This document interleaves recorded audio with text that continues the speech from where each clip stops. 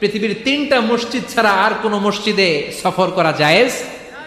তার প্রথম হলো মসজিদুল আকসা। এই মসজিদুল আকসার ভেতরে 1 রাকাত নামাজ পড়লে 500 রাকাতের সওয়াব দেয় কে?